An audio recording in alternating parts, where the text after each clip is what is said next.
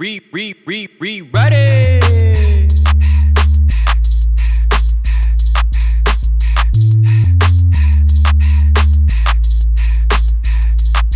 Check Monday, Wednesday, Friday, yeah, you know it's a go. Okay, I see they going off, but we gon' rewrite it though. That's right, Monday, Wednesday, Friday, yeah, you know it's a go. Okay, I see they going off, but we gon' rewrite it though. That's right, Monday, Wednesday, Friday, yeah, you know it's a go. Okay, I see they going off, but we gon' rewrite it though. I said Monday, Wednesday, Friday, yeah, you know it's a go. Okay, I see they going off, but we gon' rewrite it though.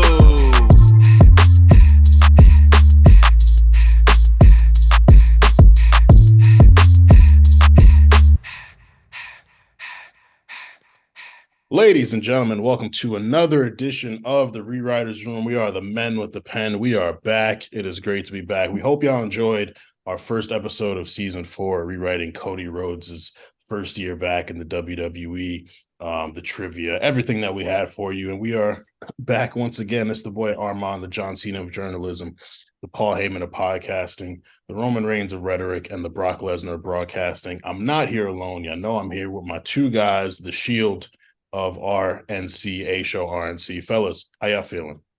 What's good? What's good? It's CC, the best rapper and producer in the whole wide world. God body, because I consume healthy products and do towel curls. Benevolent serve to the earth and philanthropist remix that. And every phrase that I say is a gem like amethyst. You could put any nigga next to me. Put a bow tie on, take a bow tie off. Grand opening, grand closing, if you know what I mean.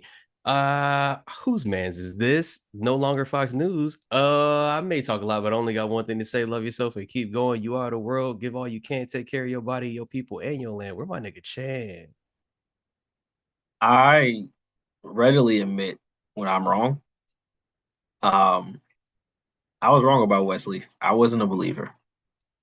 Especially once he stepped into these mid-card streets out of the tag team division. I'm like, I don't know. But I've seen that cardiac kick enough times where he's got it. I see it now. I'm you know, I understand you being protective of of mid-card mafia. Like, you guys have been through a lot of ups and downs. You're at a high right now, so I understand not being willing to let someone in, so soon. But it's good that you see, like, oh, this nigga is actually like he should be like he be like a premium member, like a gold card carrying member of mid-card mafia. What did Shaq say? I apologize. I wasn't familiar with your game. that's straight like that. That's all I got. That's it. But you're aware now, and that's what's important. What else is important is you all tapping in with the A Show RNC network. You can check out the A Show, which comes out on Patreon on Tuesdays and public on Wednesdays. You can check out the War Report, which comes out Patreon on Thursdays, public on Fridays. Retro Diaries, Milos has rebranded his monthly special. He just had Rob and Nelson on to talk about New Year's Revolution 2005, which took place in Puerto Rico, with Backlash coming up. More on Backlash later. But make sure you tap into everything that we got. Patreon.com/the A Show RNC. And we have various tiers for you. You can get into our Discord. You can get access to merch. You can be a guest on one of the episodes. You can do so many different things with the various tiers that we offer. So we're going to jump into our pre-write for this episode. Channing, what you got for us, man? It's a bit mental, and I think I have, as a late convert to NXT UK, as someone who just simply did not have the time on a Saturday afternoon to watch it or whatever it came on. I really think it's time that we get some of these boys on the main roster. I think the draft is coming up. By the time you're hearing this, it might be actually actively happening. But I think people like Tyler Bate, Ilya, even someone like Pete Dunne, aka Butch, like, I think that the draft is a perfect time to split up the brutes, put him on Raw, make him Pete Dunne again. Like, I think the UK guys can really add something. And specifically, I'm looking at the US title picture. I feel like we've gotten a bit stale with Mr. Theory and his large, like, muscly opponents. I think someone a bit quicker, who's like not a Rey Mysterio, but someone who's more of a brawler. I think it's not something we've really seen Theory do yet. Like, we haven't really seen Theory have to be tough. We've seen him have to be strong and be a good wrestler, but I think we've never seen him be tough. And I feel like all three of those guys could really bring that out. So I would really like to see that. I think they're both, I mean, they've been wrestling for long enough in WWE where I can't imagine it's like they're worried about the work. I think it's just more so about timing, story. And I feel like the US title right now especially for someone I think like Pete Dunne or Tyler Bate, who I think can really be stars, especially Tyler Bate. Like I think Tyler Bate, that's a handsome man. And I think if you get him on some talk shows with that accent and his little like hippie white linen like shirts he likes to wear, I think you could really get something mainstream. So I'm just looking forward to the draft, looking forward to some of these like, overseas guys coming back and, really mixing it up. Because I do think while we have a good product, I think we are getting to a point where we've seen a lot of these matches. And so I think it's time now that we're having this influx and the roster's kind of more robust, it's time to take advantage of it. That's a good point.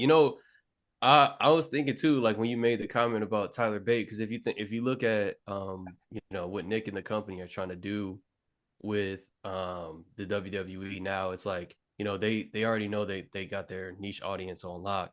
But Right. you can clearly see they're saying like, it's kind of like when Tyler did Flower Boy, they're like, listen, I'm not trying to be niche anymore. Like I want everyone, So yeah, when you mention people like that, it's like, dude, you can get somebody like Tyler Bate, who's another face that you can just put on another show somewhere that's, non WWE and kind of make that connection again. I think that's a good idea. On top of the fact that when you look at content that people consume, a lot of people are going like cross country, they're going across countries for their content. There's a lot of kids who are into, a lot of Japanese based animation. There's a lot of kids who are into Korean based music. There's a lot of people who are into like European like films and whatnot. And even as you're seeing now, like TV shows, whether it's just the host that is maybe from the UK or something like that. So yeah, like you got, and then when you think about the fact that they're trying to do NXT worldwide, Yep. who do you want to be your ambassadors? People that already kind of sound like the people that you're going after. Yeah, that's a good idea. Yeah. I mean, it's all right there for. I think, especially given like the way. I mean, Pete Dunne wrestles in a really cool way too. Like, I think the finger stuff is like super cool. Really play as like a singles wrestler. But Tyler Bate, I think a lot of his like feats of strength that he does, especially such a small guy, I think it really is like will really pop on TV. Like seeing him, like kind of like the Chad Gable thing, but a little bit more like less like nerdy and more just like I'm a British like proper gentleman type thing. I think could really play.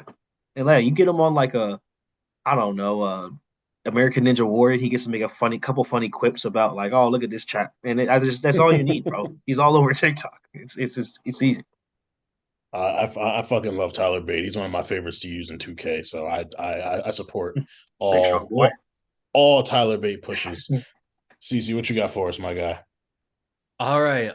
So I don't know if is my mic on. My thing is, as we've done this show, we talked about a lot of things that we would like to see, and I feel like we we kind of in a way like predicted some things. So like Chan and I like talking a lot about the mid card and bringing that back up to a level to balance out some things that are going on with the main event, and we've seen that happen to a crazy degree. We've talked about the tag team coming up. We've talked about even factions being like a thing again, and all that's like kind of like came to fruition. So I'm going to put another thing out in the ether, and this has to do with just how crazy my rewrite is in addition to that. But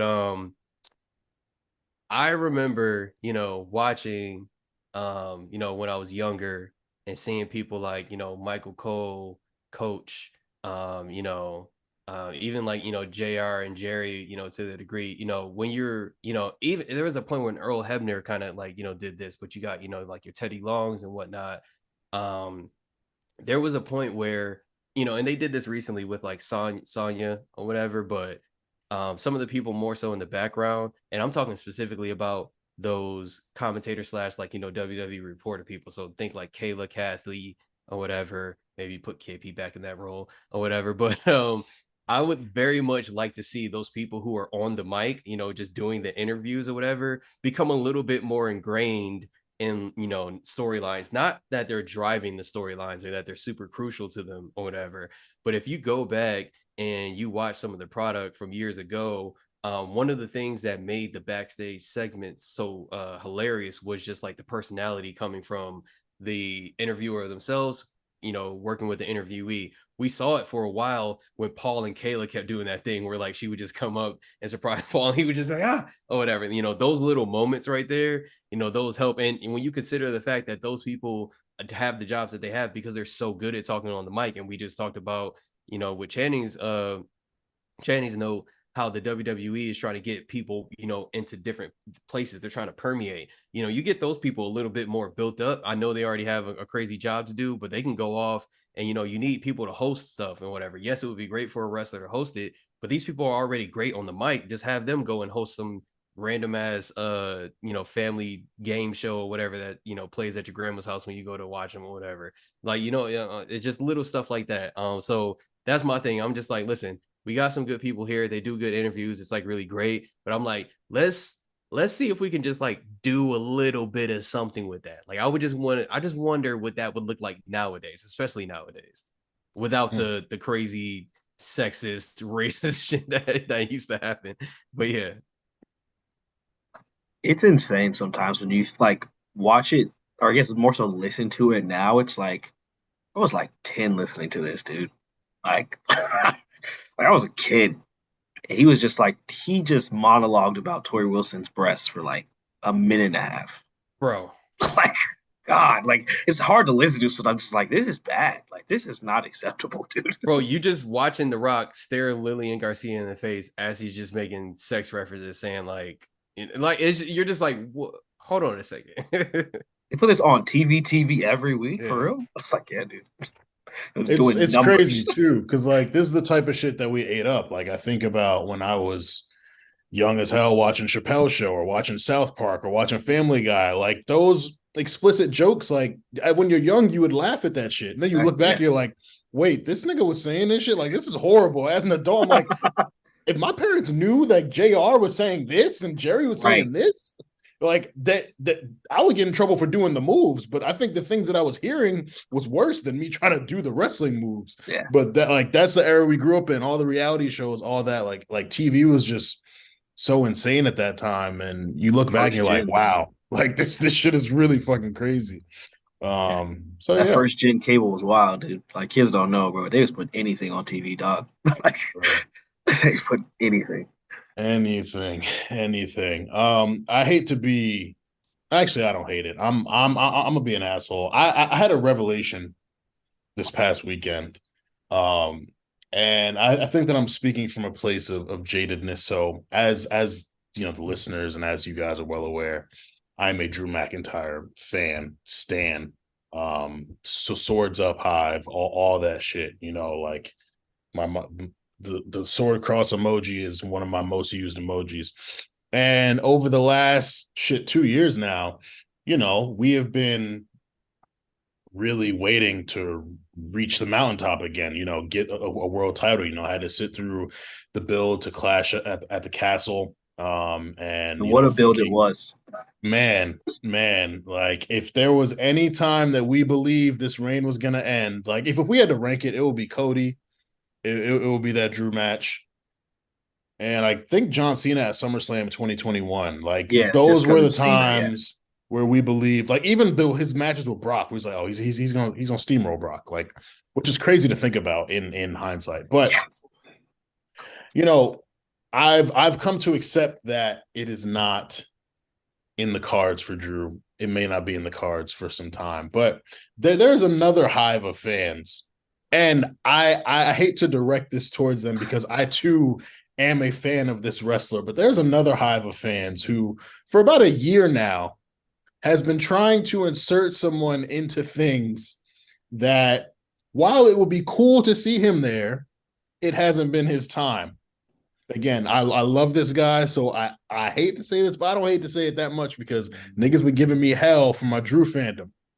You Seth Rollins fans try to insert him into everything. Wow. You Seth Rollins fans try to insert this nigga into every single thing. Yo, not the visionary. My rewrite last week was Seth, Cody, Roman, because I was rewriting it. We were doing something that wasn't reality. But when you really thought about what the situation needed to be, we ain't need Seth in that Roman Cody match. And ever since Royal Rumble 2022, these niggas been saying, yo, they got to run it back. They got to do it again. They got to do it again. Seth got to be world champion. If they make a new belt, just give it to Seth. All this. And you know, like, true, fair. However, if you look at what we've gotten over the last year since Royal Rumble 2022, when the match ended in disqualification, got a lot of good shit. The Roman Brock match at Mania, maybe not their best, but cool story. Roman Drew, Roman Logan Paul. Like, there's been so many cool things that have happened. And again, I think we're ignoring, but they have kept Roman and Seth apart for a reason. When you do go back to that well, you want to make it like the biggest thing ever. Seth has been talking for years about, I want a main event of WrestleMania. He went what, like 4 years without holding a singles title. Because he won the US back in October 22. Prior to that, he hadn't held a singles title since the Universal in 2019. Right. Yeah. So, like, Seth has a great story, coming in, getting Cody steamrolling him, all that. Like, Seth has a great story. Roman, of course, has a great story as well. The history between them. That's why when they did the match at Royal Rumble, even when they microwaved it, it was still something we were excited for. But they keep them apart for a reason. And so I think, much like his moniker, niggas got to see the vision. Niggas got to be visionaries with this Roman Seth stuff, because y'all keep wanting to put him every which, and I get it. I get it. I was doing it with Drew. I get it. It was like, all right, it's Drew's time. It's Drew's time. Let's go. Let's put Drew in. No, it's not that time. It's time to do other stuff. It's time to build up other people. Seth, to me, has reached the point where he's the attraction. Like no matter what he does, no matter who he faces, he's one of the best parts of every show he's on weekly. Like, regardless of who his opponent is, what the story is, I'm going to watch because it's Seth.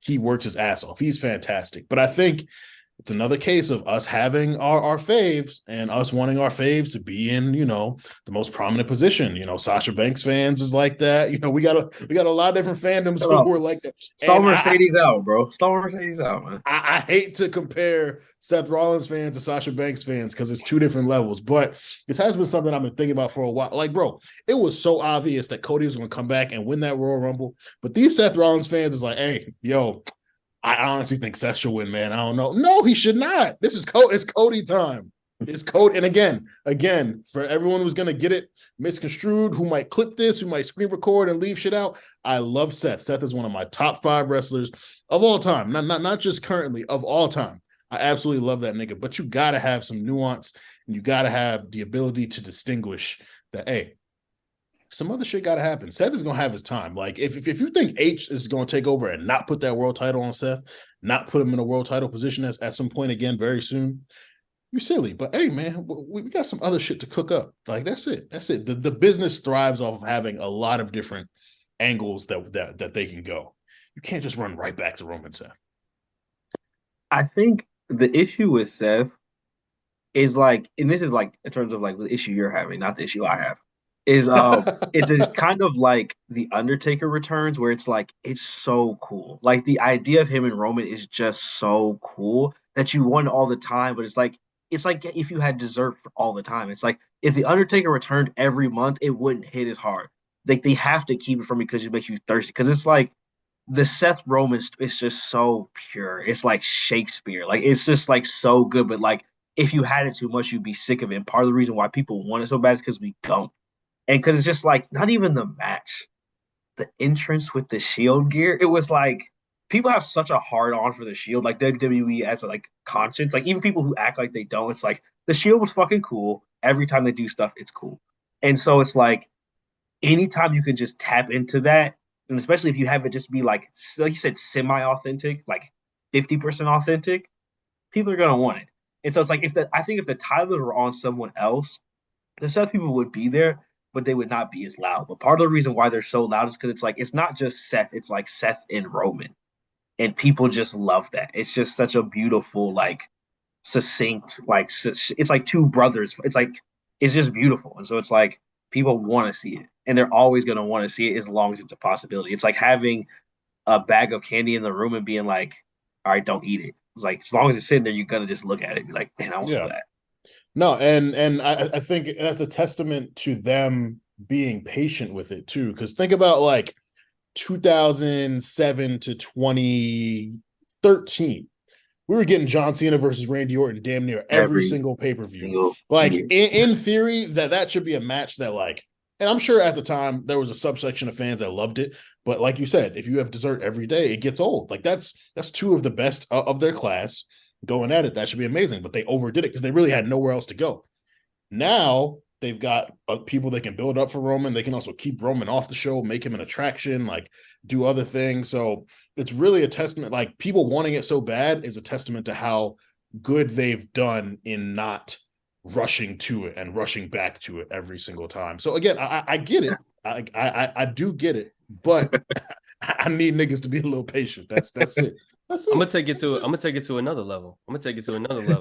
Roman, Stone Cold said it, whatever. Like, a lot of people have been saying it. Roman's at a crazy level right now. And I think we're seeing him, pretty much at his peak. I don't think we've seen Seth Rollins at his peak. Nah. So I think that's another reason to keep them separate, because I look at Seth Rollins and like he has it down or whatever when he comes out, he has the backstage stuff down, the wrestling, anytime he talks, whatever, he has it down. But there's another level. There's just like another level that I think, he might have a couple more levels. When you look at Seth Rollins, all I see is potential. I don't ever see a ceiling on that dude. So I'm like, nah, like what else though? Like, can you evolve to another level? Because if I can get that and then get that versus Roman or whatever, now we talking crazy shit. Which is crazy go ahead. I think it's just like, to your point, it's like Seth Rollins, the heist of the century will probably be the coolest thing Seth Rollins ever does. But in terms of like, there's never been a sustained period where there was like, oh yeah, nobody's fucking with Seth Rollins right now, bro. Like Roman Reigns has hit that where it's like this is like nobody's fucking with Roman right now. And there's never been a really sustained period. There's been runs where he's like building and it's like he's super fucking hot right now. But there's never been a time where Seth is the champion and it's just Seth, not all the accoutrement of the authority, just Seth. And it's like, yeah, nobody fucking with him, bro. Like he's fathering niggas. They got close, and I'll say this, and I will die on this hill. They got close with my boy Buddy Matthews and AOP. We were this close to greatness. But it fell apart because the boys couldn't stay healthy. But yeah, there's never been a time where it's like, oh yeah, like Seth could, nobody's touching Seth. There's no one who I want to see beat Seth right now. Like there's nothing that could touch that man. It's really crazy to say that because we can think back to so many periods where like Seth was the thing, like one of the most exciting things to watch on, like, bro, I remember it was like that 2017, 2018 period. Every week, every Monday, come into the group chat, CC would be like, yo, Seth is on fucking fire. Monday Night Rollins. He was doing all them suicide dives. He was doing this, and he still does a superplex Falcon Arrow, but he like Seth with two good knees. That nigga was superplexing in Falcon Arrow. Boy. The best wrestler I've ever seen. The best wrestler I've ever seen. It's not close.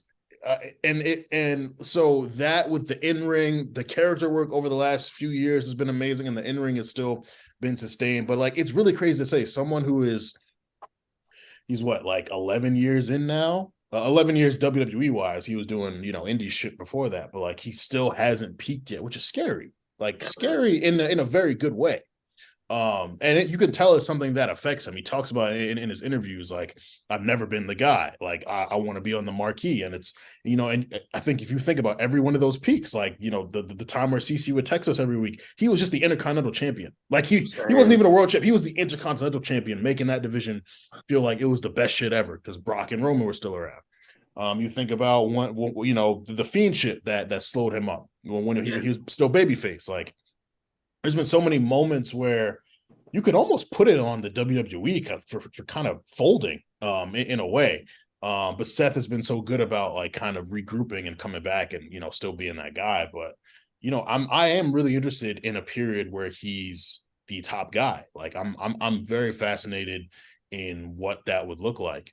Because I think if there's anyone who would put him there, it's Triple, and obviously Vince booked Seth super strong too. But I think Triple H really wants to like do something crazy with him down the line. But Roman's still here. It all starts and ends with Roman. I'll tell you this: when Seth shows up on Monday Night Raw with that blonde streak back in his hair, that's when you'll know he's serious.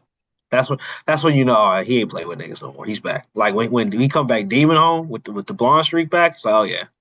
Real rap is back. That's when you need to be scared because he tempted it with the little blonde understreaks. He tied it to his back, but when he fully commits to like, yeah, I'm back to like I will stab my brothers in the back for this title. That's when you know like the hunger's back. Hey man, I'm looking forward to seeing it, but I had to get that off my chest. And hey, Seth Rollins guys, if I got a problem with me, well, we could talk. But again, it comes from a place of love. Let's jump into this free right though. There's been a lot of narratives about a few different things. So I want to bring this to you, Chan. Someone tweeted that Solo Sikoa is being overexposed. Do you feel that Solo Sikoa being so dominant is a bad thing? I think it is a bad thing in the likes of like he will probably have to fall off after this kind of hard. Like I don't think there's a scenario where the bloodline falls apart and Solo Sikoa still like looks good. Like I think the Usos will probably be all right because they're the Usos. Roman would be fine. But I think once Solo's on his own, like I think we all RIP, I'm not even trying to speak, ill of dead, but we all remember times during Umaga's runs where it was kind of like, this is kind of stale. And I fear Solo could get into that lane with like not even just because of Samoan Spike, but just whenever there's that bruiser who doesn't really speak great, and then like you're detached from like kind of the main storyline, it can kind of get very Bronson Reed. And so I don't think he's being overexposed. I think he looks strong, and I think he will be fine in terms of how he wrestles. I think just looking like the Usos and Roman, he'll never fall that far off.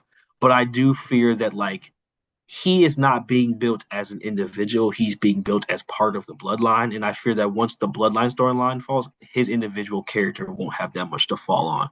And so I think with the exposure, it just needs to come with a bit more character and a bit more like about him. Like we really don't know anything about Solo. Like he doesn't ever talk about himself or like what he wants to do or like why he's here. It's always about the Roman and the bloodline and I'll protect you. And so it's like, it's not that he's being overexposed. It's just that like he needs to keep developing and they need to expose that part of him instead of just his ring work, which is great. Like he's a good wrestler. There's nothing bad about what he does in the ring. It's just, could use a bit more dressing. I feel that. Yeah. Oh, go ahead, Cece. No, I was gonna say I agree with that. Yeah, and I agree even with the falling off thing. Off the top of my head, the quick solution I would put for him with that is like get him a manager that we haven't seen though already, like not one that's been used already. But yeah, no, I see that. I can see that for the future for sure. Yeah, it's I was definitely on the train of like, damn, this nigga just not gonna lose, huh? Another undefeated streak. Here we go. And then he loses to Cody, and I'm like, dope. I know that's because you don't want to have Cody lose right before he beats Roman. But what are they gonna do with Solo as a result of this? And then he went right back to cooking niggas. He's cooked what? Sammy, KO, Riddle, and all the matches he's had, Rey Mysterio. It's got to go somewhere. And there are people fantasy booking like Solo might be the one to leave the family and then cook Roman. Someone booked him to win Money in the Bank. I'm like, that's something I might actually be interested in. I feel like people would get really fatigued of the bloodline shit because that if Solo has Money in the Bank and Roman loses the title to Cody at SummerSlam, and then Solo wins to like cashes in on him at some point. That's essentially the bloodline story is continuing in another fashion. Yeah, then it's the whole dynamic between Roman and Solo. Like the way they would figure, I don't know how they would figure that out. I kind of want to see it, but it has to be done right, just as everything has to be done right. But he doesn't wear shoes though. I don't know if you could have the Money in the Bank briefcase and not wear shoes. I don't know if that makes sense. Like, why do you have a briefcase and no shoes? Like, I don't know if that looks right. They could always like find a situation where he strong arms whoever the holder is into a match for the case, and then he wins it that way. But yeah, like it has to go somewhere. And of course, I'm willing to lipo it, but I'm just like, similar to you, like, yeah, we've heard him say like 8 words total in his what? And he's been around since what, November? Clash was September? Even on NXT, it was like, all right, you're from the streets, but like, what is there anything else? Like, is there any other motivation here? Like, he's been an enforcer. I definitely liked when he added the Samoan Spike.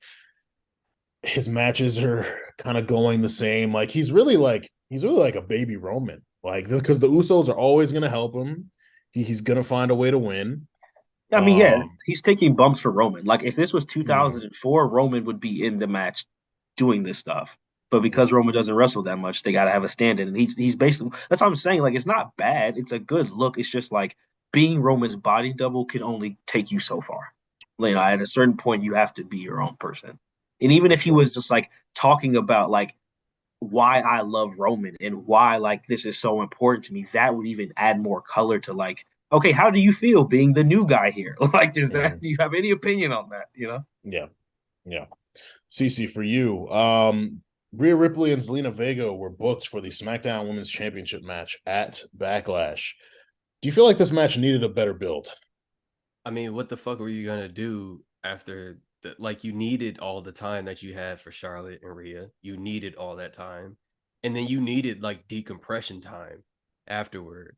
And then if you look where Zelina was at the time that Rhea won the championship, it's like it's not like she was having singles matches out here every week or even tag team matches or anything like that, and she was like in the mix amongst all the people who want to be champion. That wasn't the case. I think they did as good as of a job that you can to get this to happen. It was like, okay, Rhea's champ now. She's gonna have to defend that championship against people. We have certain people who we want to look strong. We have certain people that are clear mirror Carters that like should not be, having something, going. They shouldn't have any kind of program with her really or whatever. Like, there's no point in doing like a squash match on SmackDown or something like that. So when you look at it, it's like, okay, who else do we have? And then Zelina's name come up, and you're like, oh, okay, that's interesting. We could do that. What would make the most sense as far as doing that? And then they did that, which is to have the LWO and Judgment Day go at it. And it just so happens that Zelina's in LWO and Rhea's in Judgment Day. So now they have like a reason, So to me, I'll look at it, I'm like, I mean, like, what else were you gonna do? Like, you're gonna like right after WrestleMania have Zelina just come out and be like, I want that championship. And it's like, well, why? Like it doesn't, yeah. So I think they did as good as a job they can do, to be honest. You have to know, there was somebody in a boardroom is like, where's the event at? Exactly. And who's on the roster? I mean, I think that's the other thing that people don't realize. Someone saw that. Like you can't. Yeah. I can't imagine that wasn't a factor. And someone's like, "Oh, we're having this massive pay-per-view in Latin America. Yeah. Who do we want to push in the event? Take a guess." Triple H has said 600,000 times that they want to make WWE a lot more global. You know what that means? A lot of the people who are from different places are going to get opportunities now. Like. But it has to like make sense. Yeah, it has to make sense. Like, and honestly, they did a great job with it, because if Ray and Dom hadn't had such static, you don't get Judgment Day versus LWO. So like they did exactly what they should have done. You can't do it better than that, I don't think. Yeah. No, I think we were all predicting the match was going to happen too. So there's some instances where it's just like, just book it. Like you can come up with a story, you can give us a build. I do love a good build. Sometimes they kind of fumble on the builds. Just book the match. Like, book the match. People want to see it. There's history there. Like, just book the match. So yeah, I'm not really too pressed for a better build in the situation either, especially because I saw it coming. It's a good way, like you said, to have an auxiliary feud within the Judgment Day LWO shit. And it features Zelina. We haven't seen Zelina in a match. That's what I'm saying. Niggas is complaining about seeing more Zelina Vega. What are we doing? Yo, complaining about seeing more Zelina Vega. I don't care what you like. That is crazy to me. Yeah, that's crazy to me. Yeah, I don't need a build. She is the build. What are you talking about? She is the fucking build. This Seth Rollins Omos match. That's another random. Yeah, we here. But I'm very interested in how this match is going to go. I do believe Seth is going to end up winning, and it's obviously different between Brock versus Omos, because it's two titans, like they're overpowering one another. We've only seen Seth and Omos in the ring together like once, in Money in the Bank last year, and so we haven't really seen them like wrestle. We've seen Seth slay giants before, Braun Strowman, Brock Lesnar. I think that's it in terms of the big people he's beaten. Maybe he beat Big Show at some point. Big Show. I mean, there's been a Raw at some point. Yeah, there's been a lot of Raw every year, so. Every day. So like, come on. Big Show is good to hand over at a enhancement L. But yeah, but I think Omos is obviously the largest that Seth will have to face. So this match is an attraction. Omos is an attraction. People like to see Omos in the ring. I think for Seth, it's good. I'm interested to see what they do story-wise on Raw this week. Obviously, by the time I hear this, Raw will have been over.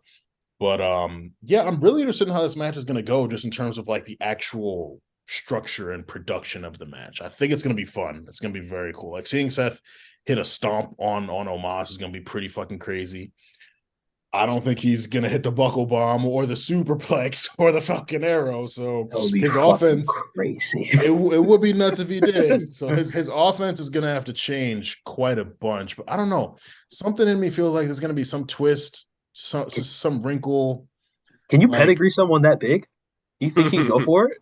Can Omos bend over that low? I don't know, man.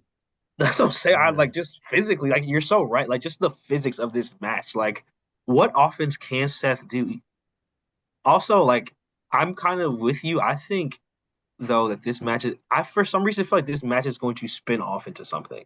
Like not necessarily like, which I did see on Twitter. Someone's like, "Is Seth going to join the Hurt Business?" I was like, "That's fucking hilarious." Like that if that's what happens after this match, it's all worth it. Like, but yeah, I just for some reason feel like this is going to spin into something. I feel like I don't know if it's Seth does something to MVP and that does something, or somehow someone interrupts the match, but I don't know why. But it feels like the match is made so random that they must have an idea of what they want out of it. Like I can't believe they just like pulled names out of a hat or like Seth Rollins and Omos. I probably had some end goal. They were like, I want to get to this. And so I'm interested to see like what they want to do from it, even if it's just to like make Seth look super strong before he challenges Cody again or something. I just feel like there'll be something that comes out of this.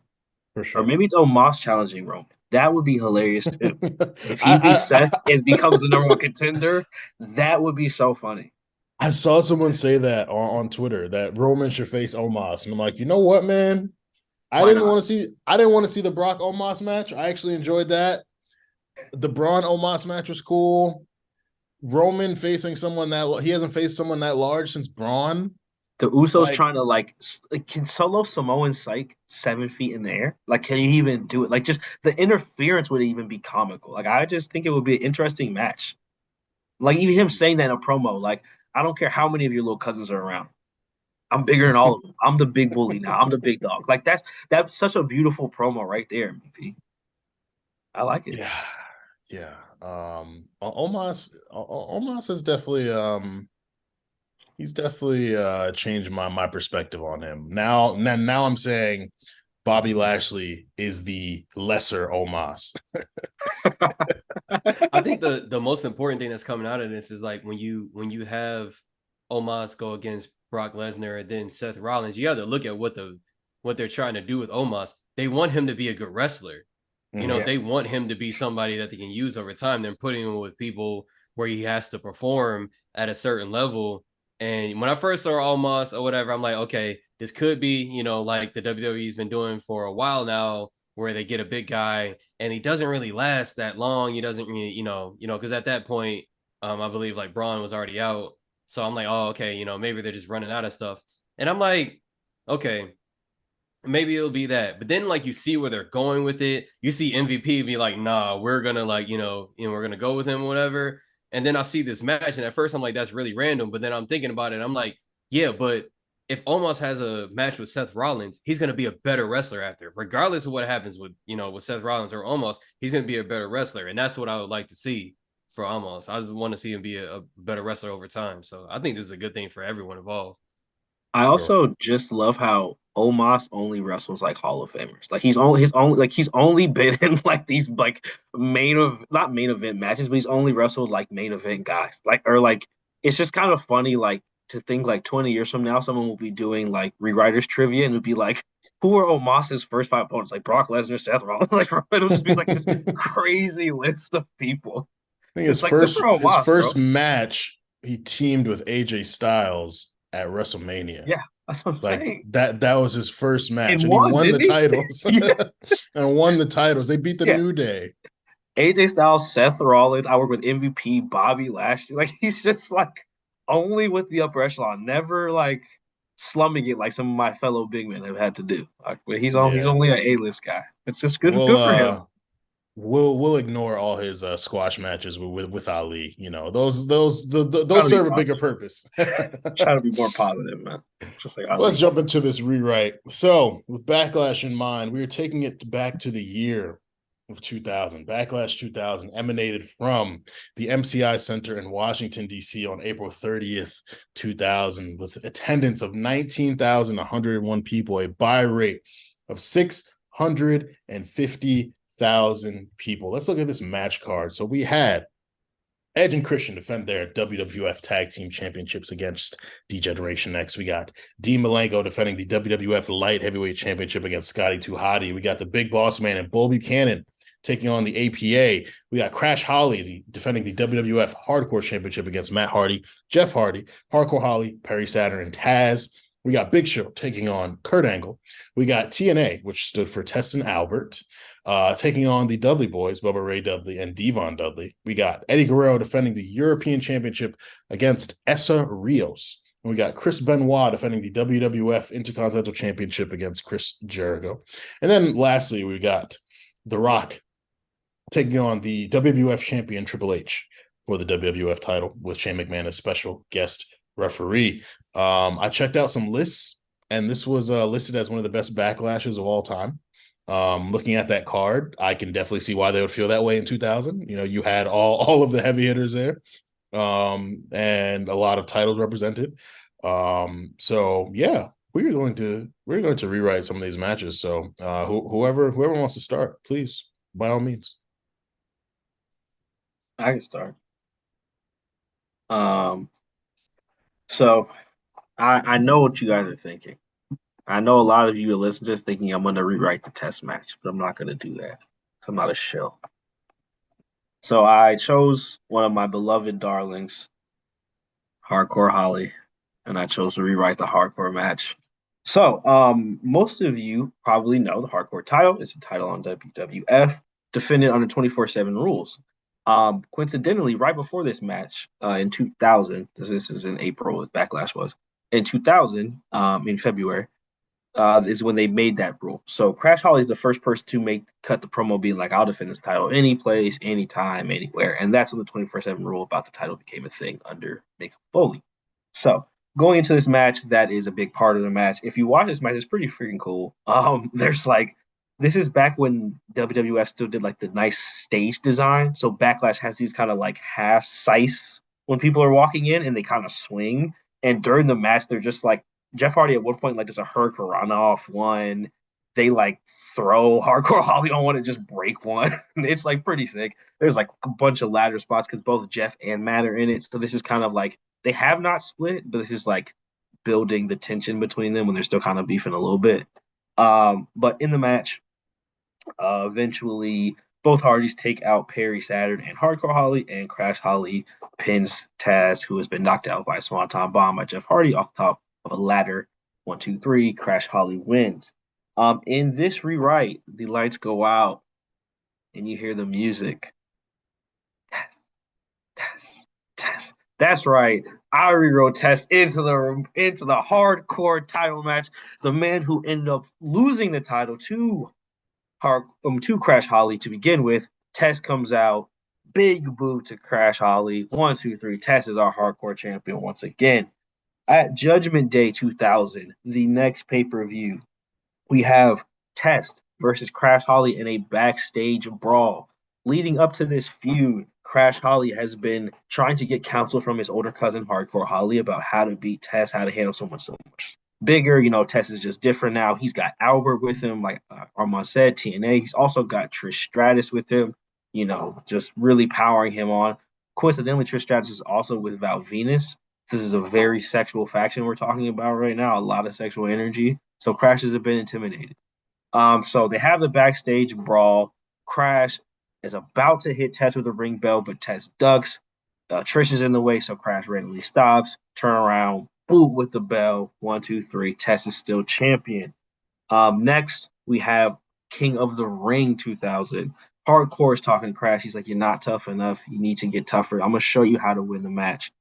So he gets involved in the Hardcore title feud, and now we have a triple threat at King of the Ring. This is a Hardcore Havoc match, which is something I just made up. It's basically like that NXT steel cage match where all the weapons were like attached to the cage. It's like that type of match. The premise being that Hardcore has been accusing Test of letting all these other people, Albert, Trish, interfere, and he's like, "You need to face us man to man." So they face each other. Hardcore ends up turning on Crash at the very end of the match and knocking him out, which opens a door for Test to roll up Hardcore 1, 2, 3. Test is still champion. Now, as most of you will know at this time, this is peak McMahon Helmsley regime. This is like Triple H, Steph, Shane, Vince, all keyed up, looking fly, trying to get the title. And the premise of the faction was to make sure that Triple H held the World Heavyweight Championship as long as possible, WWF title. Also, as you hear in the name, it's the McMahon Helmsley regime. They're both supposed to leave. So in my rewrite, Shane starts getting that itch. He's like, okay, we're doing all this stuff to help out Hunter, and that's cool. Shout out to Hunter. But what about me? When's it gonna be my time to be champion? When am I gonna like get a title? Okay, we helped Hunter, but I want a title. So he's like, you know what title I could get? I can get the Hardcore title. Anywhere, I'm a tough guy. I can get that. And so that night, Shane Blackman, the most dangerous man in WWF, has a one-on-one match against Test for the Hardcore Championship. Shane goes to Shane goes to Shane. Shane goes to Steve Blackman, not Shane Blackman. Shane goes to Steve Blackman, and it's like, hey man, I'll pay you $500,000 if you knock out Test and then let me come to the ring and pin him and get the title. I can do that for you. My dad runs a company. I get that for you, bro. And Steve's like, I have honor, bro. I'm like a judo master, dude. I'm not gonna like take your money. And he just walks off. Shane's like, okay, cool, bet, no problem. That's fine. Respect. During the match, Steve is lining up Test for the kill shot. Oh, someone from the crowd's coming in a hoodie. You can't see his head. It's obscured by a big nondescript black hat. What? He's got a fire hydrant. Knocks out Steve Blackman. My God, that's Shane McMahon. He stole back into the arena. He knocked out Steve Blackman. Test 1, 2, 3, which brings us to SummerSlam 2000. We skipped over Fully Loaded 2000. That's like another one of those like pay-per-views with a crazy name. I couldn't think of anything. So we get to SummerSlam 2000. And a lot of you may not know but a lot of you probably seen the picture of Shane McMahon getting thrown off the Titantron. That is from SummerSlam 2000. That is Steve Blackman throwing him off. That's why I did this match, because that's like one of the coolest wrestling photos I've ever seen. So in SummerSlam, I insert Test into that match as a champion. The match goes as it goes in real life, where they in this case, they just incapacitate Test by putting a announce table on him. Then they climb to the top of the Titantron. Steve knocks off Shane, elbow, 1, 2, 3. Steve Blackman is champion. We are back in the proper timeline. So that is my rewrite. I gave Test a little, title run, gave him some shine, but I also really wanted to include that Steve. I just wanted to get to that Steve Blackman match. Because if you haven't seen it, Google Steve Blackman and Shane McMahon Titantron. It's one of the coolest pictures you'll ever see, and it's really just a testament to like what the mid card can do. Because Shane was really out there sacrificing his body for the mid card, and I always respect him for that. He did get a little big headed when he's tried to get into like main events. I was like, all right, Shane, like the last match, you sure? But I respected Shane when he did that Titantron spot. So that's my rewrite. Galaxy Brain as always. Dude, listen, first of all, when you were like, listen, I'm not gonna go with the Test match or whatever, and you did the first thing you did was bring in Test. It wasn't a Test match. It was a different match. That's Test is having me in it. That was great. I love Test, man. Test. All right, I think mine might. Yours at when I was first listening to it, I was like, yo, this is like kind of ridiculous. But as you kept saying it, I'm like, nah, this definitely makes sense, especially for that fucking time. Because I'm watching 99 right now. I wish you were booking back then, because damn. That's good. All right. Dude, all the pay-per-views, like when I was going through them, it's the same 6 guys. It's like the same, just like it's Big Show versus someone in a singles match. There's a tag match with the rest of them. And then there's The Rock versus Triple H in some configuration, maybe considering the Undertaker Kane, maybe not. Like it's all the same, like 5 people. Yep, and that's a good segue because my match is Triple H versus The Rock for the WWF Championship. Now, here's the funny thing. when I sat down to rewrite this in my head, I was just like, all right, listen, the last couple of rewrites I can remember that I did, I was being a bit logical. I haven't gone super crazy like I can, at certain times. So then I thought about it and I was like, all right, let me see if I can go crazy. Then I looked up the match and what happens. Um, tough to top that because it was already fucking crazy. And then so I was like, all right, okay, I still gotta pull out all the stops. I gotta make something happen. So we're gonna keep a lot of what already happened. So Vince betrays Rock at WrestleMania. And then we're all the way at Backlash. The night happens, we include Channing's match, and now we're at the main event or whatever, right? So everything goes as it goes up until this point where I'm about to start. So Vince hits Rock with the belt at one point, and then Triple H goes for the cover, and then Rock kicks out during a near fall.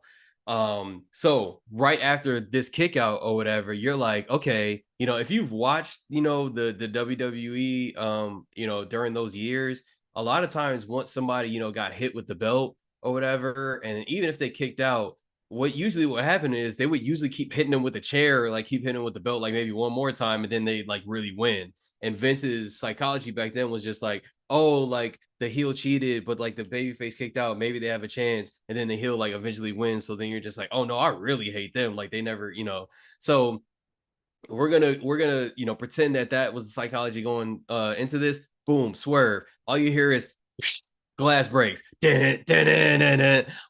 Okay, here comes Stone Cold music. Oh my gosh, Vince McMahon is shocked. He runs out, stunners Vince McMahon on the outside. Oh my gosh, this is going crazy. And while this is happening, the ref is distracted. Triple H is even distracted. So Shane tries to capitalize on that, and he like pulls the Rock out of the ring, and he's getting beat up. Meanwhile, Triple H is still in the ring with the ref, and Stephanie's, giving that face that she's really angry, and it's just like, that pissed off face, and she's pointing her finger at Stone Cold, and Stone Cold like walks away for a second, then turns around, Stoner Stephanie right on the outside. Oh my gosh, I cannot believe that just happened. Shane sees this, he's like, what? He tries to run up, tries to swing at Stone Cold. Stone Cold ducks, turn around, boom, stunner on the outside. Oh my gosh, that's another person just got stunned. I cannot believe this. Oh my gosh. And then all the while, Vince is, he was trying to make sure that this match went, their way. It's the McMahon Helmsley regime. So he's pulled out all the stops. It's not just Shane and Stephanie out there. Briscoe and Patterson out there too. But guess what? Motherfucking stunner. You goddamn right. Oh my gosh. So Triple H is seeing all of this. The ref was trying to stop him from going outside at one point, but now the refs are just like, oh my gosh, crazy stuff is going on. Triple H just kind of slipped away. He's out of the camera view. You're like, you kind of forget he's there for a second. But right after Stone Cold stunners Briscoe and Patterson, he gets up or whatever, and then here comes Triple H with a chair, misses. Stone Cold turns around, kick, stunner. Triple H or whatever. Then the Rock is like getting back up, and it looks like he has the upper hand because Stone Cold came through and bodied everybody or whatever. Like Triple H is down at this point too, and Linda comes out with Earl Hebner. So during the storyline of this match, Earl Hebner and Triple H had smoke or whatever. I think Vince ended up actually like firing him at one point or whatever.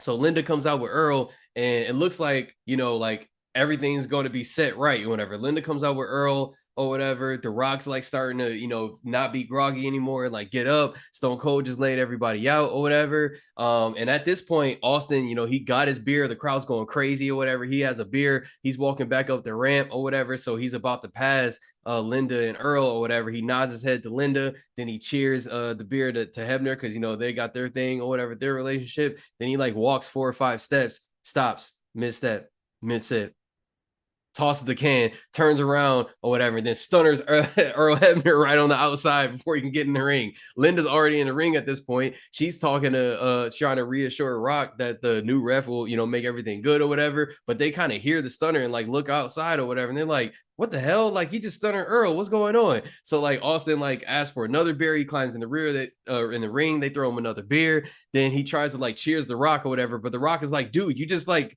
took out the referee that was gonna help me or whatever. You're not like, you're helping me, but you're not actually really helping me or whatever. So then Austin is just like, all right, I know what fix this. And he yells for another beer. And he's like, okay, you need a beer to like cheers with me. And Rock is like, I'm in the middle of a match. Like, what's going on right now? Like, what are you doing? Or whatever. So he tries to cheers him or whatever, but the Rock is like pissed because he just stunned the ref that's gonna help him win or whatever. So Austin like offers him the beer. The Rock slaps it out of his hand or whatever. And then Austin just does that thing where he just looks at it or whatever.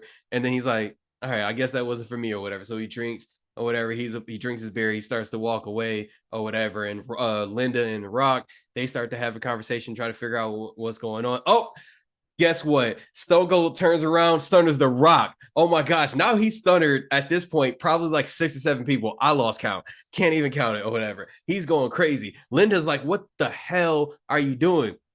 So Stone Cold is just like, yeah, you know what I'm saying? Like, I don't even know what to tell you or whatever. But then, you know, Stone Cold gets another beer and he's just like, you know, Linda, come drink this with me or whatever. And she's just so confused and like, at this point, she's like, I guess, sure, you know, let's do it. So, you know, they cheers or whatever. And right as she goes to sip, boom, motherfucking stunner to Linda McMahon, whatever. So then Austin grabs 2 more beers and he just walks out. At this point, Vince, Steph, and Shane and Briscoe and Patterson, they're all like kind of like getting back up and they're trying to like get Triple H back up. Rock is kind of like laid out in the ring, kind of like recovering a little bit. So Shane puts a chair like near the Rock for Triple H to pedigree him on the chair or whatever. And their plan is pedigree him on the chair. Vince and Stephanie are going to go get the ref back up. By the time he's pedigreed him or whatever, he'll have kicked the chair out or whatever, pin him 1, 2, 3 or whatever, right?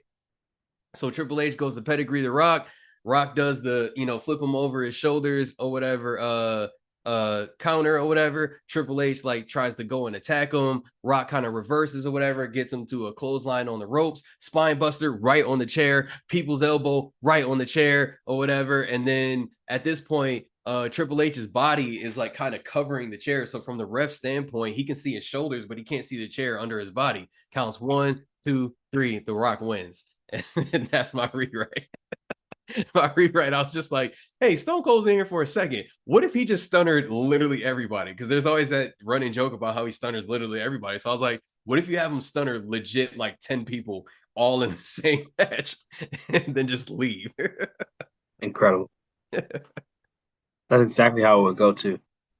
He'd always just like do a little bit too much and get mad and then ruin it and then just stunner everybody.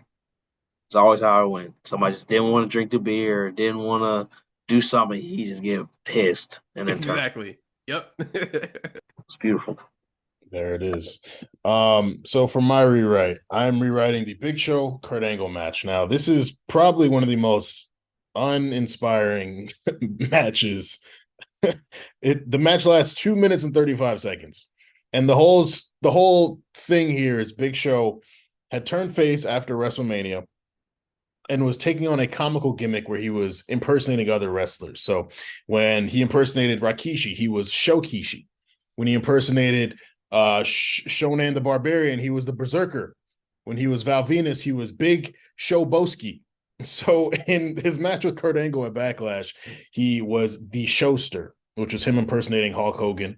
He beats Kurt Angle very quickly, chokeslams him, wins the match. Now, in my rewrite, this is a very purposeful impersonation. 2 months prior to Backlash 2000 was when Hulk Hogan had his infamous quarrel with Vince Russo, and unceremoniously left WCW. And so with WWE being who they are, Vince being the guy he is, and of course Hogan having previously been in WWF, they're gonna jump on that. Like nah, like we're about to bring you to the E like 2 years sooner than you actually return. So Big Show is the Showster. He's about to beat Kurt Angle, and then Hulk Hogan's music hits. Oh my God, Hulk Hogan is in the WWE. He's back. We just saw him 2 months ago. Toss the title. Oh, all this. What? It's crazy. He helps Kurt Angle defeat Big Show, embarrassing the fuck out of Big Show. And in the real storyline, Big Show goes on. Shane McMahon takes issue with Big Show essentially being a clown and acting like other wrestlers. So they have their infamous Falls Count Anywhere match where Shane wins and Big Show goes away for a while. And so Hulk Hogan comes out, helps Kurt Angle beat the Big Show, embarrasses the fuck out of him, like tears the clothes off him, all that. Shane McMahon comes out after the match, and that's when their whole feud begins. And yeah, Hogan comes back early. Like Hogan gets to have matches against fucking Steve Austin and a bunch of other people throughout that time period. So yeah, really, like my rewrite was just a way to get Hulk Hogan into the WWE earlier and to kind of condition the fans to be ready for it by Big Show acting like Hulk Hogan, the Hulkster, aka the Showster. Yeah, that's pretty much it. Because there really isn't much you could do with that 2-minute, 35-minute match. So let's just use it as a launch pad to get a fucking big star into the WWF. That's actually, I really like that especially for Big Show, because considering that he was already doing that comedic bit, if he does it about like the Hulk, or the Hulk, the Hulkster at that point or whatever, doing the Showster or whatever. Yeah, I think that it's weird because you know how like there are times in like a wrestler's career where like they did this one thing or whatever, and that like kind of lasts throughout for the rest of the time or whatever. Like when Cody and Seth had, I think it was their first match or whatever, and Cody did the Stardust thing or whatever, to kind of, do the little reference. That could be a thing. That could have been a thing for Big Show to like always kind of like, have in his back pocket to like kind of reference. That would have been funny to have that. But I'm just like, I'm sorry, in my head right now, I'm just picturing all the different things that the Big Show could do to pretend to be Hulk Hogan, and this shit would be hilarious. Yeah. Absolutely. So that's my rewrite. Real simple. But yeah, so that's our takes on Backlash 2000. Listeners, of course, let us know how y'all feel about our rewrites. Let us know how you might rewrite a match that happened on that show. What would you do with a certain wrestler who we don't mention anymore?